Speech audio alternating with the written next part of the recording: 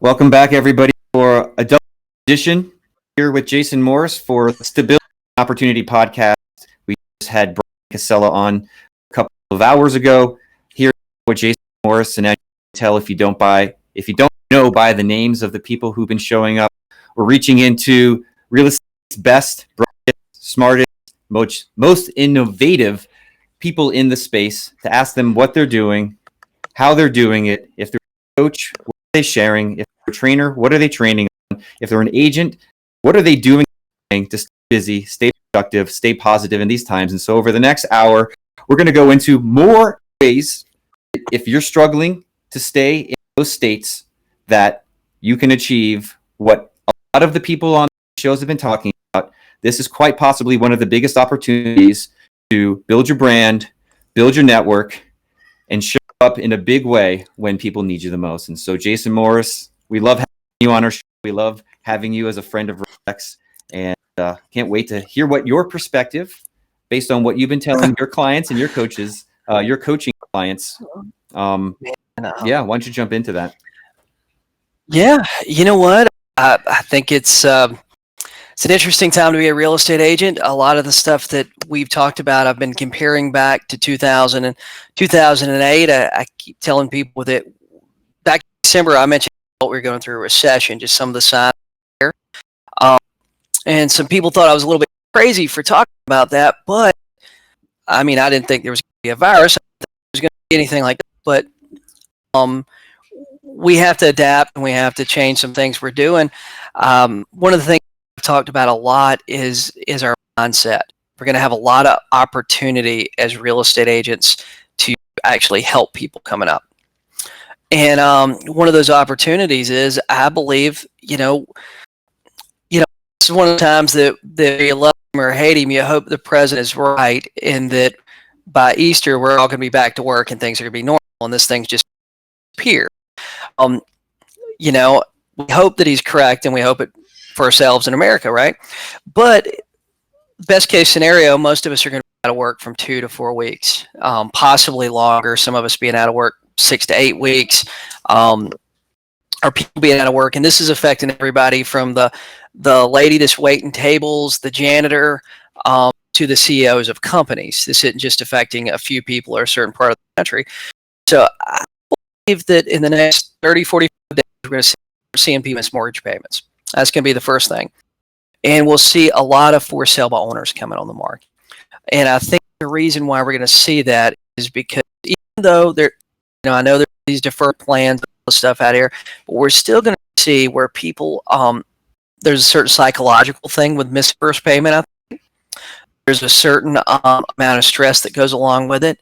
And right now they have some equity that, let's be honest, the unemployment numbers were 3.2 million that just came out this morning, 5 times higher than we ever had in the United States. I think the next highest month was like 600,000 people filed.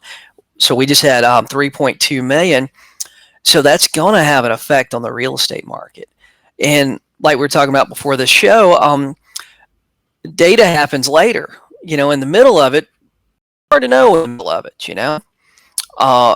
but a month from now, 2 months from now, 3 months from now, we'll see what that, and a lot of those people hopefully be back to work by then. And hopefully, the stimulus and unemployment stuff helps them.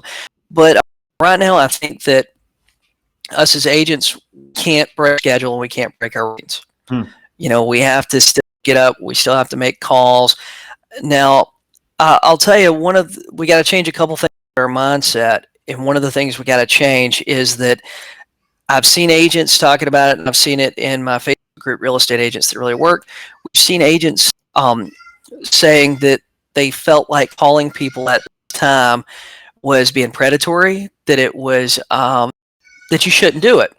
However, and I feel like right now there's a lot of people out there with problems, and we have to call them. We have to offer them a solution, right? I think it'd be selfish not to.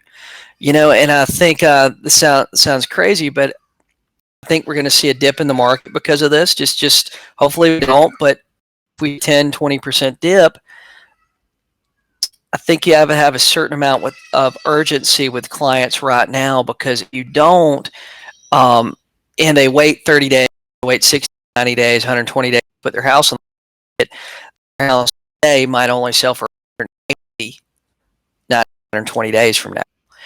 And guys, think that 6 months from now you're at your kid's birthday party and you say, yeah, I know the market's going to go down. I seen it. Have that conversation with your neighbor there. Are they going to be a little bit upset with you? Like, man, Jason knew about this and he knew I wanted to sell my house, but he didn't tell me that there was going to be all this inventory on the market, coming up. And I think we have to do. We basically, our job is to inform clients of what's happening, what's possibly coming ahead.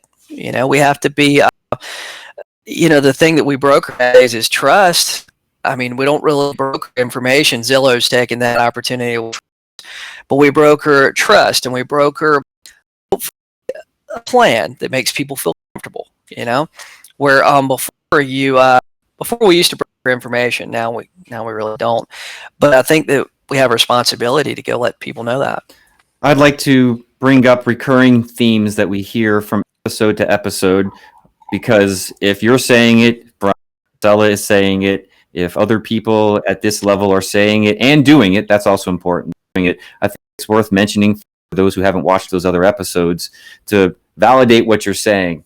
In our last episode, just a couple hours ago, real estate agents lost the advantage as far as having inventory information.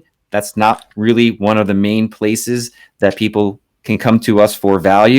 But now what you're talking about is having information or content or news in the form of things that can help people psychologically understand what to do and how to prepare for it, regardless of their circumstances.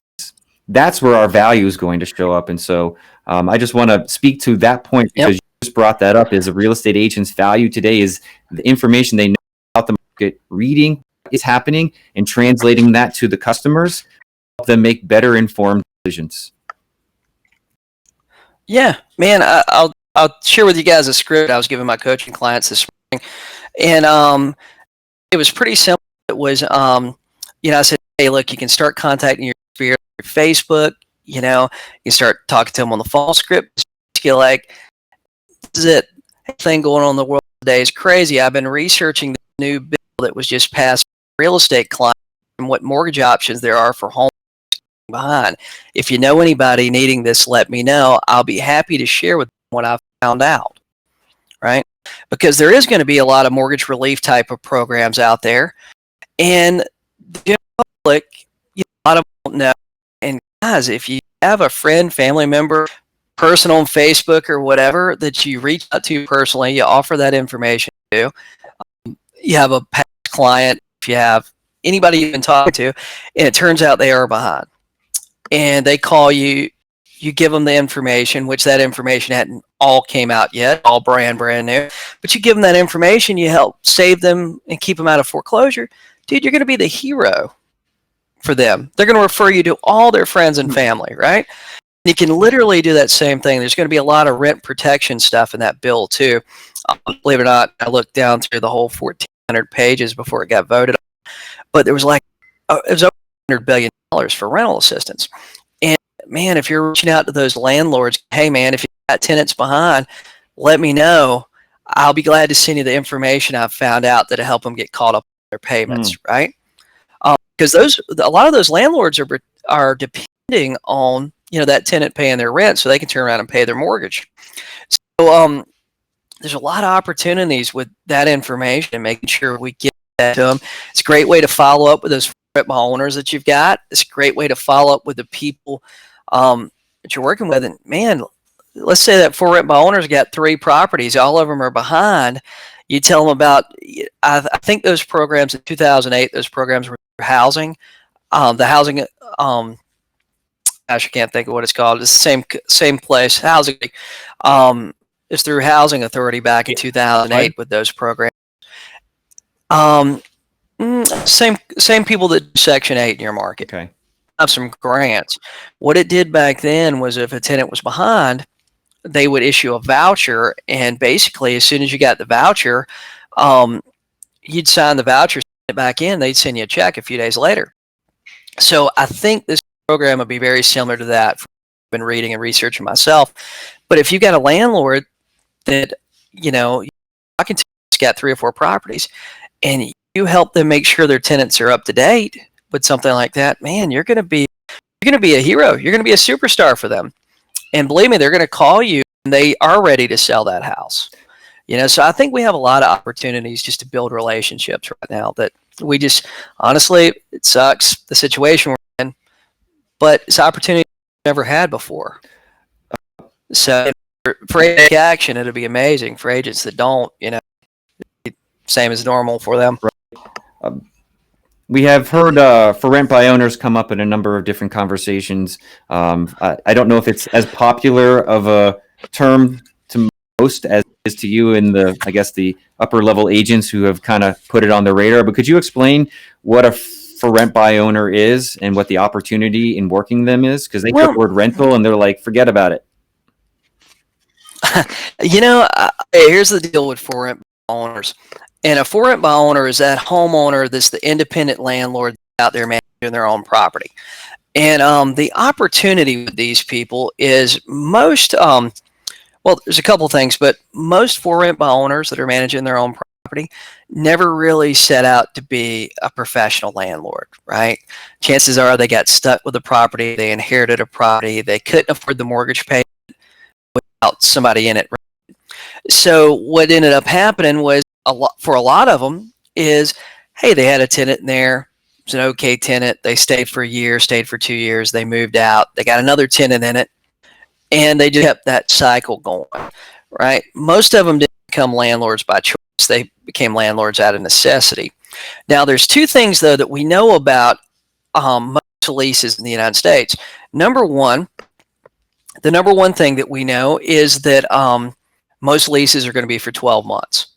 Okay, and that lease is probably going to end in 12 months, or they're going to have a problem with that tenant in 12 months. One of those 2 things will happen. Mm-hmm. And whenever they have a problem with the tenant, if you took and started adding like a couple of people to your database a day, 1, 2 people, you do that for 3, 4, 5 months. Next thing you know, you got 3, 4 people you're following up with, like on a 4 to 6 week basis, right? It's basically your people farm of for rent by owners. Next thing you know, you're following up with them regularly. You're going to start catching the landlords when they're having that tenant problem or when they have a lease coming up. And if you're actually databasing, if you're using something like Vortex and putting them in there, or either subscribing to for rent by owners with you guys, then, if that property rented out in April, chances are that lease is going to end in April. Does that make sense? Yeah. So what you end up with after 12 months of doing this, every month you're coming up on, you're going to go like, hey, I've got X number of people that leases are ending next month. I need to make sure I call these landlords and see what they're going to do when the place gets empty. So it's not it's a strategy that's not really you may not get a listing today from it, but it's a strategy that if you kept up with, you can consistently get a couple listings a month. I've done that for years, and I'll tell you, sometimes I would have sellers text me that I'd been talking to, or I'd talk to them 3, 4 times over the year, and they go, hey man, I got a tenant moving out. When you want to, let's come put it on the market. And hopefully during that time, you send them your pre-listing package when you started the conversation. You followed up with market data and various stuff going on in the neighborhood, and by the time they're ready, you're the only person they know about. You've been top of mind, and you've been the guy that you just assume they're already your client. And that's always the mindset that you can have with them. There's something that's really important to bring up here, and it is the number of agents who use REDX, and we're doing this for their benefit, and as well as everybody else who's watching this, but we really want to speak to our community. And that they self-identify as solo agents, struggling or barely or getting started, and looking to know what to do next. And I think if we could focus on the principles here, because principles work in any market condition, which is a theme that we bring up on all these shows. You really highlighted was there is the now business, I need to make money and a lot of agents are stuck. And this goes back to a point you brought up before. They're stuck in the I'm asking for a sale, I'm being predatory, and the mindset behind that, I feel like, is because they're looking at the short term of what they need from the customer and from the clients versus what they can offer in time. And so I feel like you just illuminated one of those strategies. Essentially, if you choose Furbos, right, that's a 12-month outlook that you start working now that pays off every month once you get past a certain number of months working this. So It's like an ATM machine. and Yeah, I mean, tell it just takes you 12 months to get going on it. yeah. But if you're new, the fundamentals of the whole real estate business, and guys, there's nothing sexy about the fundamentals. Is same stuff that you got to do day in and day out. Like if you're playing football, just running the ball and passing, blocking. It's the same boring stuff over and over again. But the thing with the real estate business is if we're prospecting, we're calling the for rent by owners, we're calling the for sale by owners, and we're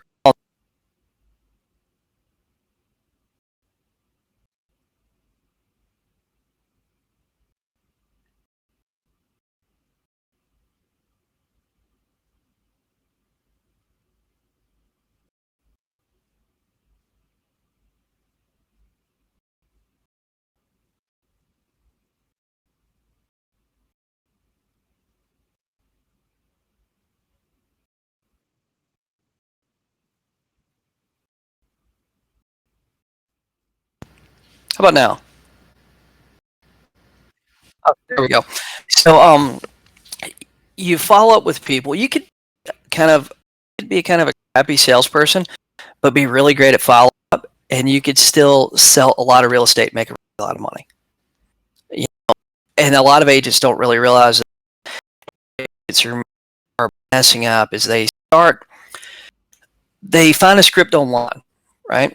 They find a script online, they use it like a couple of weeks, start getting some traction with it, and then all of a sudden they go on a Facebook group and somebody says, hey, I set 3 sale by owner appointments yesterday, and they oh, what script did you use?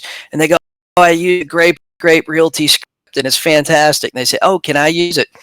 And then they switch scripts, and every time you switch scripts, it's like you guys at REDX, when you switch your sales script, when people land, all of a sudden you got new questions, you got new answers to your questions, you got new objections. Sometimes you're creating objections, but you got a whole new learning curve again. Using a script, there's a learning curve with it, and that's one of the reasons I've been teaching agents. Most scripts are very, very similar questions because really it doesn't matter if it's a for sale by owner or expired. You're really having the same conversation. That's one of the highlights of these shows is that agents are calling into our offices right now. They're asking, what do I say and what do I do? And we're responding by doing shows like this, give the language and actions mindset so they don't shut down and inadvertently miss out on the opportunity that's happening right in front of them. And so saying things, scripts, I'd like if you could, for a number of our agents, they're working expired, they're working FSBOs. Some of them are working the Furbos that you're talking about in video leads. If you could run through the script that you're using, your customers and clients are using, coaching clients are using in right now these conditions. The script right now on these conditions and the script right now is a little bit tough. So this is what I'm coaching clients to do. That when you're talking to sellers, the number one objection we're going to get right now. In the past, it's been, hey, I don't want to work with a real estate agent right now. I don't want to commission. I'll pay 3%. That was probably the top 3 objections you got, which were normal. Now we're really getting an objection. We're getting a condition, and the difference between a condition and an objection is an objection is typically just a screen. It's something to get you off the phone, something to get you going. We all give objections when a salesman calls us. A condition, though, is different. A condition is something that really the only thing that can overcome it sometimes is time or somebody additionally motivated, right? Now, the biggest condition that we're getting is, hey, we want to wait until this coronavirus thing is over.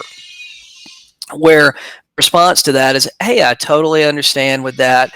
I tell you what, how about if I send you some information about me and my team and what we do to sell houses, and what's your email address? And then send them your pre-listing package over. All right, get that in their hands, and the pre-listing package I have is about 10 to 12 pages, and it's simple. It's not perfect by no means, but it's simple. It's something for them to look at that gives them a sales plan, it gives them a marketing plan, and gives them some information so they know that you're you, right?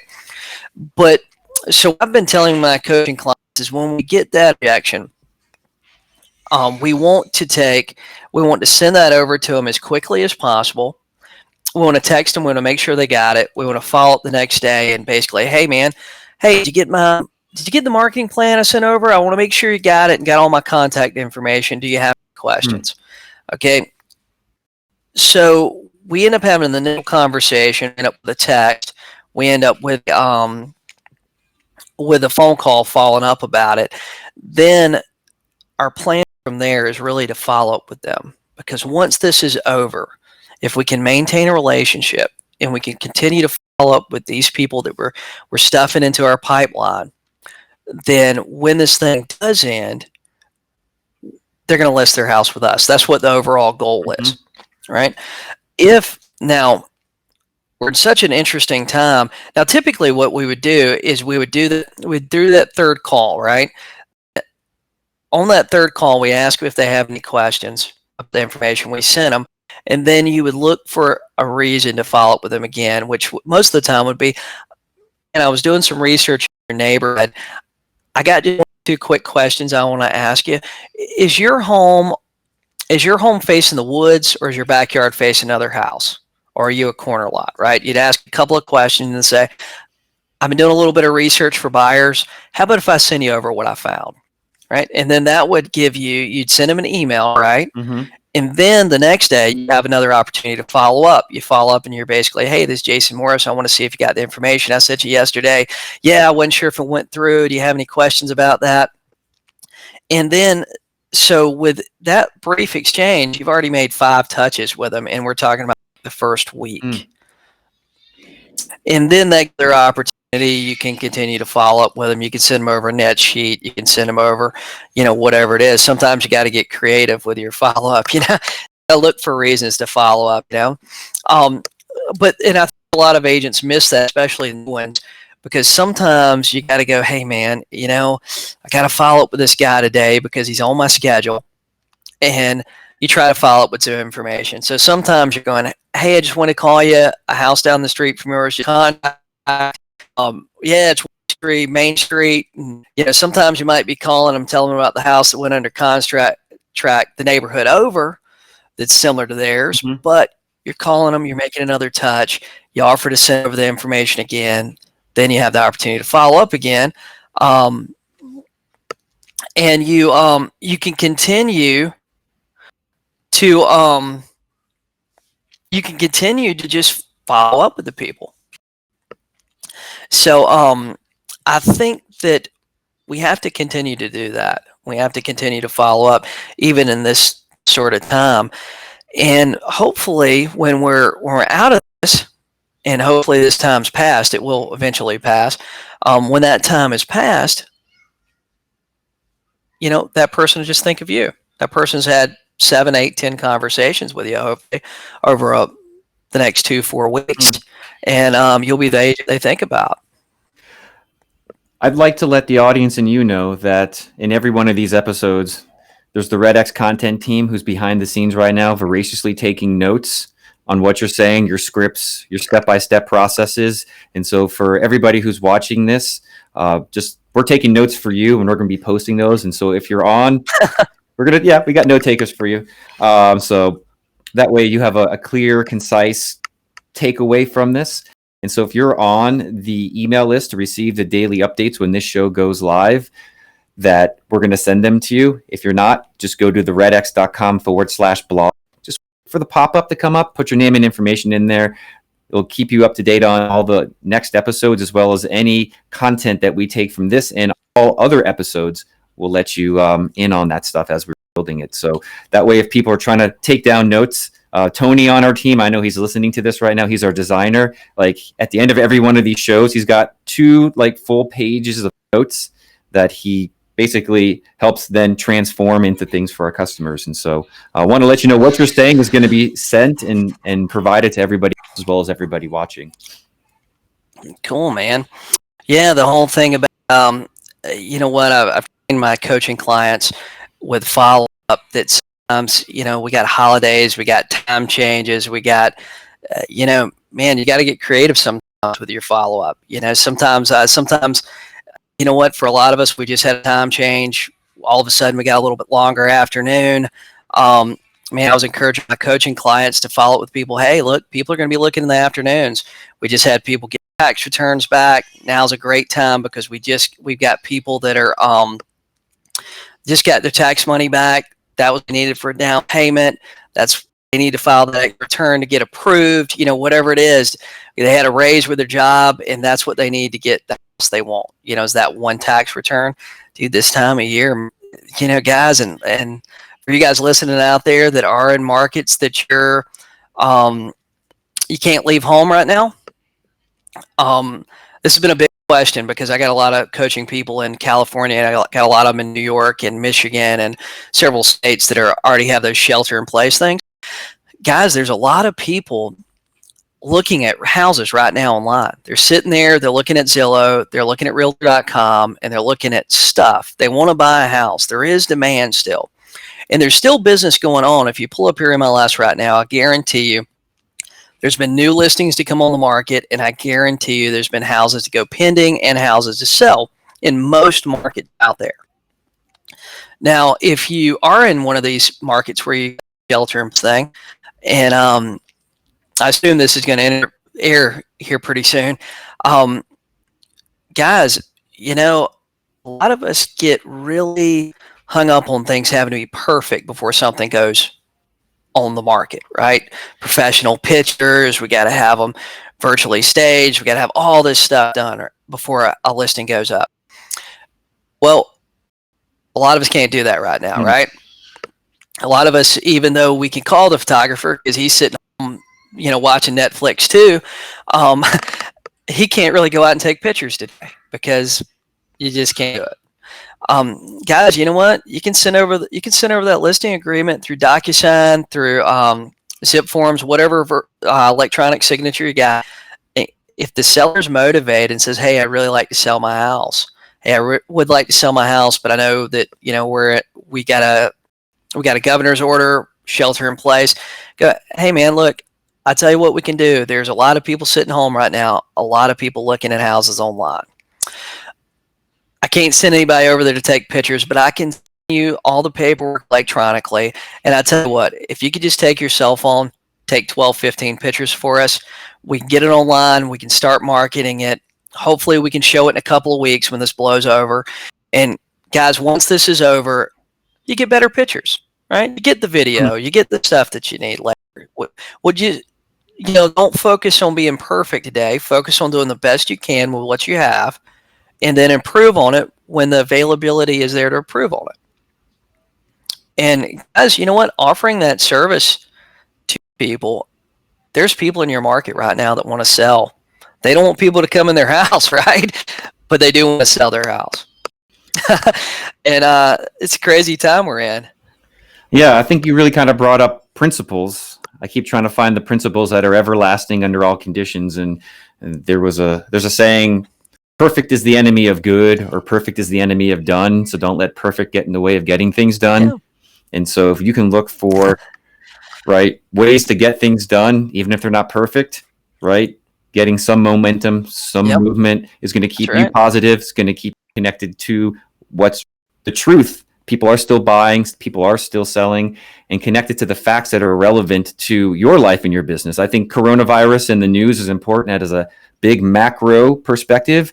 But one thing we just recently discovered is that talking to you, talking to everybody else, every single one of our guests is tapping into the real headlines, creating their own news. They're going into the MLS. They're finding what pendings, what's really being sold, and they're using that on a day-to-day basis. Depending on the state that they're in, right? There's very specific executive orders, what you can and what can't be done. And as far as legislation, like you've done, going in there and saying what programs are becoming available. And so I feel like there's a information war, an intention land grab, and I'd love to start talking about a little bit of sphere of influence. But it sounds like step one, get super clear on the real facts relevant to you, your business, and your customers. Yep. And then become that information source. Guys, I'll tell you this, man. Back when the market fell off in the past, around 2010, one of the things that I did was I made sure I was really educated on what programs were out there for sellers. And there was a program, Chase in the state of South Carolina offered a $30,000 cooperative short sale bonus, right? There was also a HAFA program that offered a $3,000 move-in allowance. I done a ton of short sales, and one of the reasons I think that people work with me over and over again was I knew about these programs. And you know what? Sometimes I talk to that seller, and they're behind on their mortgage. They don't want to lose the place. I'd talk to them about a mortgage modification, email them all the information.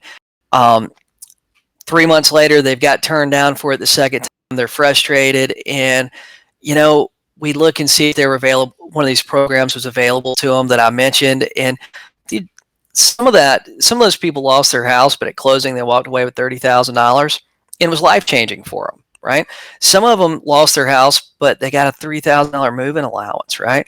And I've done a lot of business, and I really believe the reason the people picked me over other agents in my market was because of the information that I was giving them. And I think this same way, you'll have a lot of clients that work with you because you're educating them on the stuff that's available out there. You're building that relationship. They can trust you, right? And some agents are just going to regurgitate whatever they think is right or whatever sounds right to them. And, dude, I'll tell you guys, I even told my coaching clients today, hey, the greatest post you can post on Facebook right now is not your latest listing. It's, hey, I've been researching the stimulus bill that just came out. There's a lot of opportunity for homeowners that are behind on payments. If you're behind on payments or know somebody that is, message me. I can forward you the information I found. Right? Yeah. And there will be people that message you. It's the best post you can make and try to educate. And yeah, I feel like we talked a little bit about the value of a real estate agent right now, and that in the past we've been real estate brokers of real estate, but it almost seems like right now, from what I'm hearing, we need to be information brokers. Yeah, I agree. So tell us about sphere of influence, what your understanding of sphere of influence marketing is, what it should be, and maybe how to adapt it right now. Well, right now we have a lot of opportunity to work with our sphere of influence. Now, what I consider my sphere of influence is people that I know or people that I know from something, whether it's the Mr. at Starbucks, whether it's my dentist, whether it's my doctor, whatever it may be. It's people that I know. And right now we have an amazing opportunity because we got a lot to talk about. Everybody has the same issue right now, right?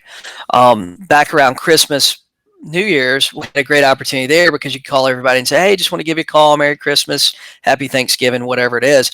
And you had an opportunity to call, start a small conversation. Yeah, man, we're still out here selling real estate. If you know anybody looking to buy or sell, let me know. Right now, we've got a great opportunity to touch base with those people because everybody's sitting home. Right? Before, if you called me right before Christmas, man, I was so busy trying to get ready for Christmas, right? I didn't have much time to spend with you on the phone. Now, hey, there's some of these people hoping the telemarketer calls, right? And they're gonna have a 30-minute conversation with the guy. But a lot of your sphere of influence is in that situation right now. There's only so much Netflix you can watch until you've seen everything. Wow. And I think it's just a tremendous opportunity. If you don't want to call them, man, social media is a great way to connect. I'm not talking about just making a blanket post out there. I mean, making a list down through your Facebook or whatever social media you're on and actually sending them a message, Um, and sometimes that message is just, hey, man, how's things been? But something just to start a conversation with them and just, touch base. I asked this question of pretty much everybody who comes on the show, and do you believe now is the greatest opportunity for sphere of influence marketing? Oh, it's got to be. I mean, it's got to be close to it. Usually I always feel like holidays are a good sphere of influence time. You just got a reason to reach out to them. If you can remember birthdays, but we usually don't remember everybody's birthday unless it pops up on social media. But usually we got 1 or 2 days. Right now we got like most of us have like a week or two. Where your sphere of influence is going to talk to you, and they got plenty of time to discuss whatever you want to talk about. I think if it's not the best time, man, I don't know what could be better. Under the circumstances, Sure. Of course, I wish it was under different circumstances, but we deal with what we can. Yeah. So diving into it, because we actually kind of have two types of agents I've talked to, just making it very black or white, is there are agents who say, I work expireds, FISBOs, now business, straight up cold calling, dialing for dollars, where's my appointments? That's been successful for a very long time, and I still think there's space for that, especially in this conversation. And then when I ask them, do you work your sphere? A lot of them actually say, no, I don't. And so I want to speak to those who right now might not be able to transform their normal way of doing things into something productive. And so if you could highlight the opportunity to them right now as to why sphere of influence should be something they should consider. Well, I'll tell you guys, I don't think you can quit calling. I think everybody should be calling the new leads that come out, right? The new expireds, new for sale owners. We should constantly be calling that, because when you look at your business, I think that's the top level of the funnel, right? But the sphere of influence right now, you're going to have a lot of your friends, a lot of your family, a lot of people you just know. I think number one is just reaching out, sharing information with them. I think it's going to build a lot of trust. You're going to have the opportunity to be the hero in a lot of situations right now. It may not. A lot of agents don't like to hear this, I guess, and this sounds kind of greedy when I say this. Being the hero might not make you money. It might not make you money to share information with them about how to get caught up on their mortgage, but it's going to create that person that's the raving fan that turns around, and anytime they hear about somebody selling a house, they talk about you. I tell you what, man, similar situation. I've got a couple that own a store, this little country store out in the middle of nowhere. But it is the store like everybody stops at, right? They serve lunch there, they serve breakfast. And I mean, it's just a little tiny place, in the middle of nowhere. Man, these people, if somebody walks in their door, they talk about selling a house, these people give my number to them. And they call me and say, hey, Jason, I gave your number to so-and-so, and I went ahead and got theirs. I mean, these people, I've sold 3 properties for them over the years, and they absolutely love me. But I probably sold 15 more that were somehow or another connected to them. And you know what? This whole thing started because I done a short sale for them years ago. And I mean, that was it. I done a short sale for them, and I saved them from going into foreclosure.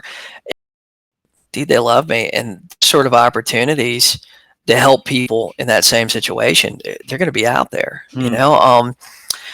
There's another guy that I became friends with, and man, our initial conversations were just talking about the market. I was trying to list his house, and he was one of these guys, claimed to be his investor, sell some houses and stuff.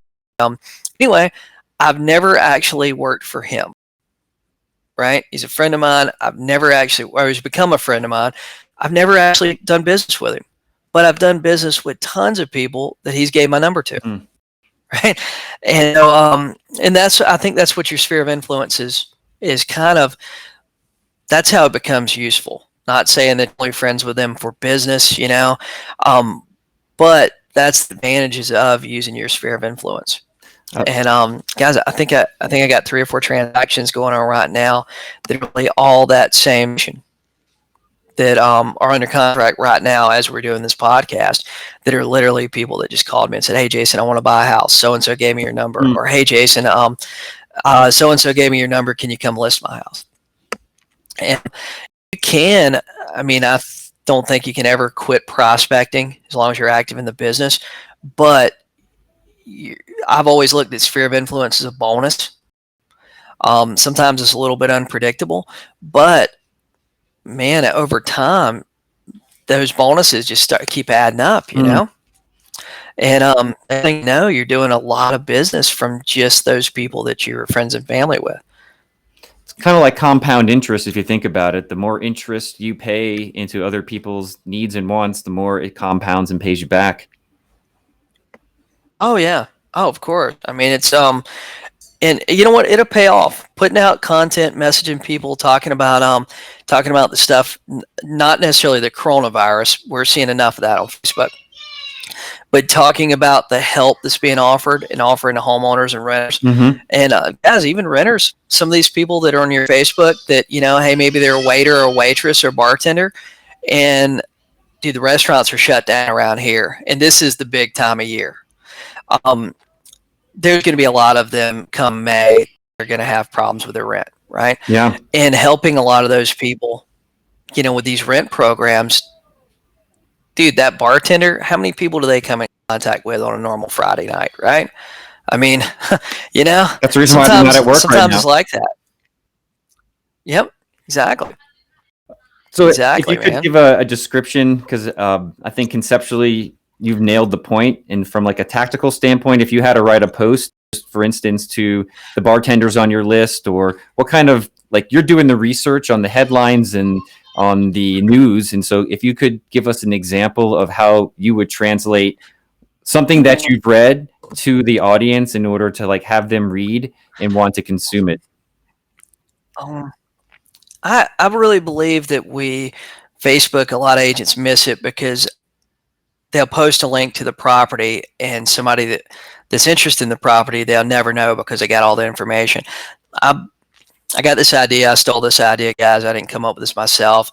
It was a 2 C's method. One, first C is create curiosity. The second one is create a conversation. And I think that's what our social media posts have to do, right? If you post a link to the house, they're just going to click on the link and you'll never know they were even interested with it. But like they posted a link to whatever, they'll click on the link and we never know they were interested. And sometimes they may not distill that information the same way we would, not being in the industry, right? We're the experts. But I think if we make a post that says, hey, I'm reviewing the stimulus bill, there's a lot of stuff in there to assist people that are behind or have trouble paying their rent. If you know anybody that might be having this problem, send me a message. I can send you the information that I found. Love that. Right? What you want them to do is contact you. You want them to contact you. You can have that brief 2 or 3 minute exchange, get their email address, send them over the information, follow up with them the next day. If you just post the link to that information, number one, that link probably won't show up in your newsfeed. External links from Facebook are not showing up in timelines hardly ever. That's number one. But number two is if you just post it, man, you never have the opportunity to build that relationship. You never have the opportunity to create that conversation. And that's what we really need, is we need to create conversations with our social media rather than just throw out information and hope somebody remembers at some point. That doesn't help a lot, I don't believe. You know? And man, I believe there's going to be people that you're going to make a post like that, or you're going to send out some messages like that, and maybe they're not having a problem, but they're going, hey, my buddy over here's behind on their rent. I'm gonna hook them up with Jason and let them get the stuff from Jason. Right? I think there's going to be some of those situations for agents too. That's a fantastic example. With the remaining time we have right now, I would like to ask you to help us explain to, I would say, the REDX community and prospectors at large, because the majority of agents right now use the telephone through us to get deals. You know that that's probably a big part of your group of work as well. And so with an abundance of time and probably a scarcity of money, if you had to choose one lead type to work, and like you said, you change the script, you get different questions, you have to adapt to it. And so if an agent really wanted to hone in on getting good at one thing right now to stay busy and productive, what would that script sound like? What would that lead type sound like? And take a stab at that. I tell you what I would do if I wasn't a REDX subscriber. Like when I log into my REDX, I got a bunch of sale owners and stuff in there. But if I had a tremendous amount of time, what I would do, and I'm encouraging my group coaching people to do this too, is to contact you guys, get expireds. And because the expired data, and this is why you can go back a couple of years, 2 or 3 years. And so let's say you went back 2 years on expired data right now, right? And you're in, I don't know what market you're in, but let's just say you went back 2 years, you got 2,000 numbers, right? Okay, those 2,000 numbers, it's going to roughly take you, if you're using a dialer like Storm Dialer, let's just say you can get through 50 calls an hour with a one-line Storm Dialer, right? Just to make our math easier. Okay. Maybe you can do a few more than that, but you can get through 50, right? That's leaving messages and all that stuff. So you're roughly, that 2,000 numbers is going to give you 40 hours of calling, right? If you just stayed on the phone straight through 40 hours. Right now, it's abundance of time, not very much money. This won't cost you a whole lot to get going, to get a lot of data. So 40 hours, you power through those in a week, right? You don't have nothing else to do. You go through those in a week. And then if you're using a 3-liner, maybe it doesn't take you 40 hours. Maybe it takes you 25, right? But what I've seen in the past when I've done this and just took massive action on a project like this, I'll end up with about 1 to 2% of those people that expired that still want to do something. Right? So you'll end up with somewhere between 20 and 40 like real leads, people that still have the house, people that want to sell their house, that you probably want to do something in the next 30, 60 days, on a normal market, the next 30 days. Okay, now if you go back through that 2,000 again and call all the people you didn't get on the phone, you get them again, I've seen is I'd get like 0.5% to 1% more.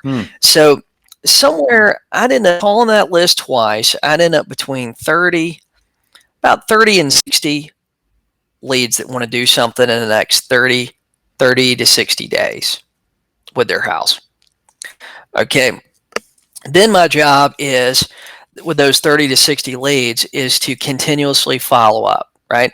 Those 30 leads in my market right now is probably worth somewhere between $150,000 and $200,000. Wow. And I mean, how many of us have something going on right now that could possibly pay us $150,000, $200,000 in the next 60 to 90 days, 120 days, right? If theoretically we listed them all, we could make 200 grand in the next, just say 90 days after listing them. So how does have something going on like that? I mean, just say if you listed half, dude, that's still $100,000. Still a lot of money, right? So literally that could make an agent's whole year. Now the script would be really easy. I'd really dumb down the script because we're looking for people that are motivated to sell their house, and it'd be very easy. It'd just be, hey, this is Jason Morris. I'm with eXp Realty. I seen a while back you had a house on the market for sale. It didn't sell. Do you still want to sell the house? That would be it. Yes or no. If they say yes, I say, hey, well, fantastic. You know what? I had it pulled up on MLS. That's why I wanted to give you a call. I think I know why your house didn't sell. And they go, oh, really? Why didn't it sell? And then you can go to different reasons it didn't sell. Now, right now, we're in a unique time, where you can't run over to their house this afternoon, right? Right. So So the script's going to have to change a little bit, and you don't go right to setting appointment. On these things, I do minimal qualification and set as many appointments as possible. But right now, you're going to have to do a little more explaining on the phone, right? You're going to have to do more of a phone presentation. And what I would do is immediately go to MLS, pull up their listing. More than likely, the easy one is bad pictures and bad description. Why their house expired, and there's a lot of reasons their house expired other than price. Price isn't the only reason, right? It could be, there's so many. It could be a bad agent that didn't answer the phone. Their house was hard to show. Their house didn't show good. Dude, I listed a house that expired 3 times one time. Turned out the woman had a dog that was the size of a horse. When I pulled up for the listing appointment, I was scared to get out of my car. I'm a dog person. They usually love me. And I called her on the phone and said, "Hey, is your dog friendly?" And she came out, walked me in. This dog was a giant. It turned out he was a sweetheart. I had a big dog anyway.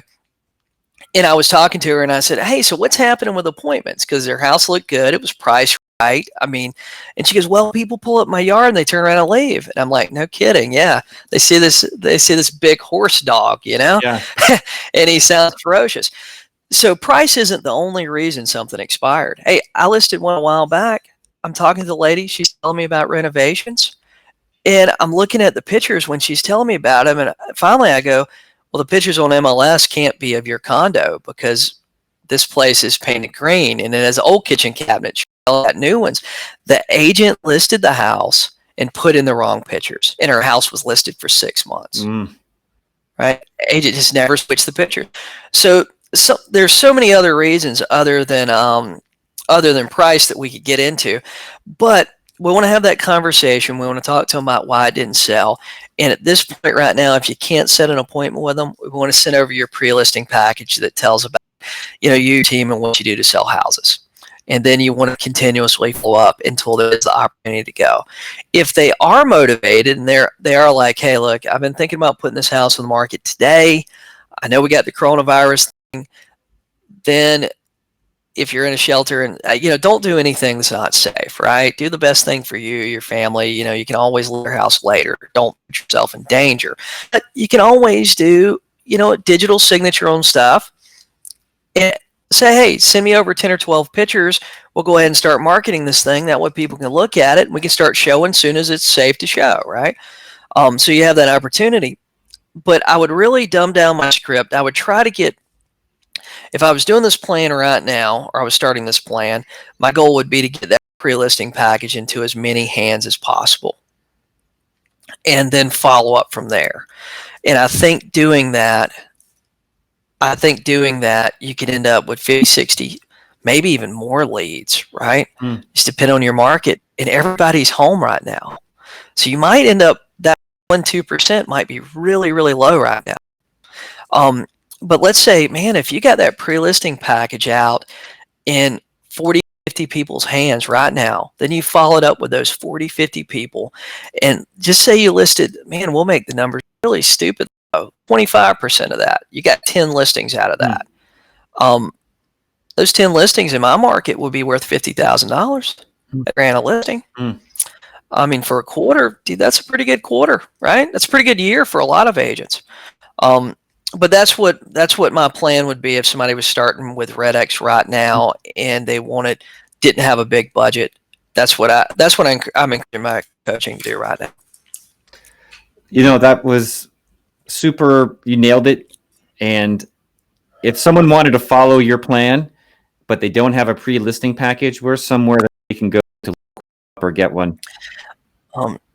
Man, I've got a template. If you go to jasonmorrisprelistingpackage.com, a template there. It's just a template. It's a Word document, but there's a video that you'll get to. It gets emailed to you. You'll get to that walks you down through the whole thing. It tells you how to fill it all out with your information. And guys, with this, remember when you're putting it together, keep it simple. Keep 10, 12 pages, short, sweet, some pictures. You got to update some pictures in there. NAR wouldn't let me use their new pictures in in a package I was giving away. They'll let me use it with clients, but they won't let me use it training agents to work with their clients. But anyway, you got dates and pictures in there, but it's a framework to work with, right? And make sure you keep it simple. If you make it 50 pages, nobody's going to read it. You know, if you make it 12-point font and it's 12 pages, 12-point font, no pictures, also nobody's going to read it, right? But make it flow, use it as a template, and don't worry about it being perfect today. You can always, it was set up to do in Google Docs. You can always open back up Google Docs. You can make changes as you go. You know, just proofread it. That's all. Yeah. That's it. And start sending. Yeah, I think you've had a lot of people out here today in your group where it's being streamed right now, to our audience directly who's on our site watching this. And I just have one last question before we wrap up for the day. Is that, sure. There's the concept of price and there's the concept of value. And price is what you pay and value is what you get.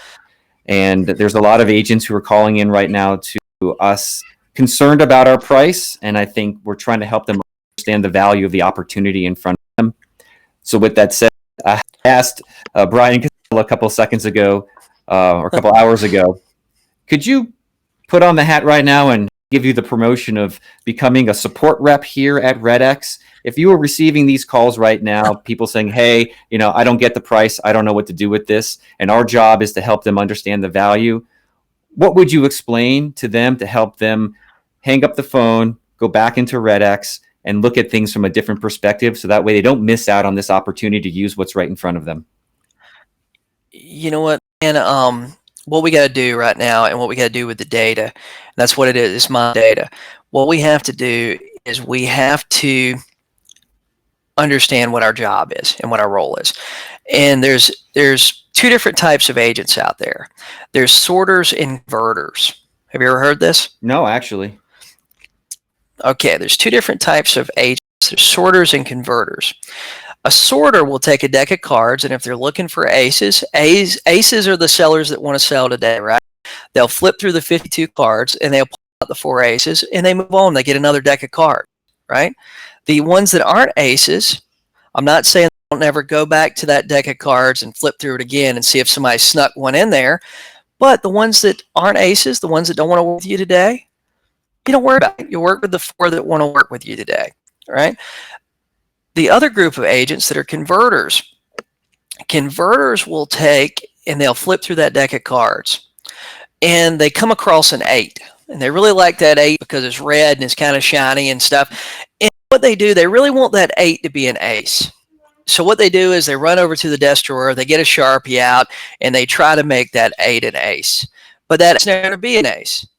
I mean, maybe you can try to fool yourself and think it is, but a converter will spend so much time trying to convert leads that aren't leads, sellers that aren't really sellers, right? They worry about numbers that are wrong, right? Where a sorter worries about the numbers that are right. They worry about the people who want to work with them today. What I've always been worried about is if I dial 20 numbers and not want to work with me, they say like real estate agents, they say, you know, whatever it is, they're mean, right? But then I got that one person that wants to do something. One person wants me to come to their house, they want to sell their house, they want to do something now. I worry about that one person. The other 19, hey, maybe I can in a week, I call them back in 2 weeks, but they're not important today. If we get 100 numbers from REDX today, honestly, we can make a great living getting 1 out of 100 right now. I mean, we're in an industry that you don't have to bat 1,000. You don't even have to bat 300 to be in the Hall of Fame, right? You can get 1 every now and then and do a great job. But I think that a lot of agents don't understand that the process of prospecting. But that's what I tell them. You know, we got to work with the people that want to work with us. The wrong numbers, we will get wrong numbers. I mean, it's just a fact of life. You get wrong numbers, people filling out your form on your website, right? But we work with the people that want to work with us, and we sort through the rest. We go through them as quick as possible, and that's what our job is, especially if you're using REDX Onyx. If you're using the Onyx version, you're going to get a lot of phone numbers. Your job's to sort through them, work with the people that you have correct information and correct data. The ones that you don't, hey, delete that one. You don't have to call them back anymore. That's that's a great analogy. I love it. I think that's going to help a lot of people look for the aces and keep going. And just one more that's right. question with this is, let's say, what's the risk of canceling? What's the risk of doing nothing right now? What's the risk of just waiting for this to pass by? Man, dude, well, number one, we don't know how long it's going to last. I mean, like we said at the beginning of this, this is the one time during Donald Trump's presidency that everybody hopes he's right, but we don't know for sure.